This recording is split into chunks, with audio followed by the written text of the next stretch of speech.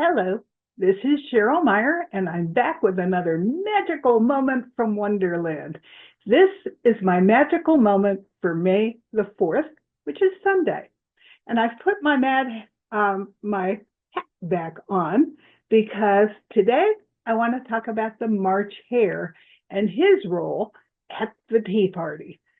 So, he is often overshadowed by the Mad Hatter, but he too plays a surprisingly symbolic role in Alice's journey, particularly when you look at her growth towards self-awareness and self-love, which is, of course, why Wonderland is the theme of my magical retreat coming up.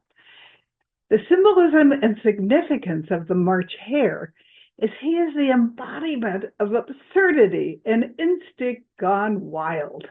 The March Hare is erratic, loud, untamed, mad as a March Hare, and as the old saying goes, he represents the unfiltered impulses and unchecked energy that often is out there. In the context of Alice's journey, he reflects the chaos that the March Hare reflects the chaos that Alice must learn to navigate without losing herself. A mirror for boundaries. At the tea party, the March Hare interrupts, completely talks nonsense, and disregards all social norms.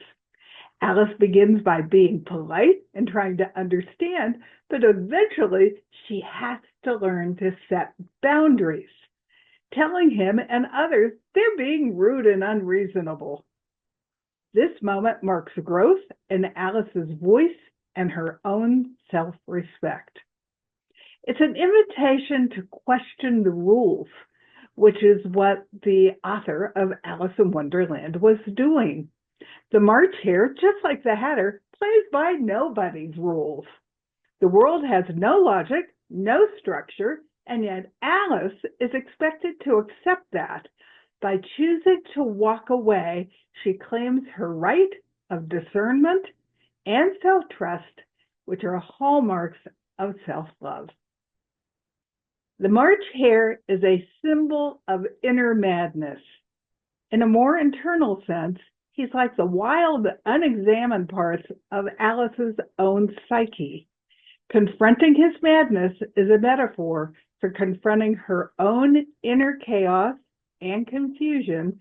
By facing it and choosing not to stay stuck in it, she moves closer to emotional clarity and personal power.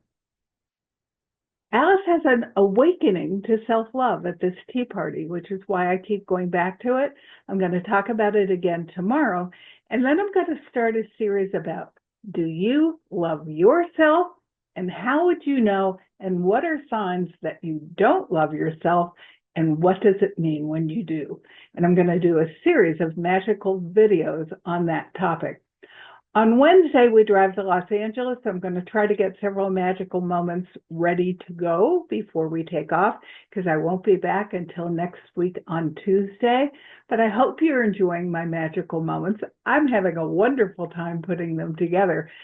And although Wonderland is the theme for my retreat, and self-love and manifestation are my main workshops, Wonderland is an influencer, but it is not that active in each of my modules, because I really want to pinpoint what your pain points are, and I want to help you find a way to create all your hopes and dreams and have a transformative experience when you join John and I here at our own Wonderland in Rimrock/Sedona, Arizona.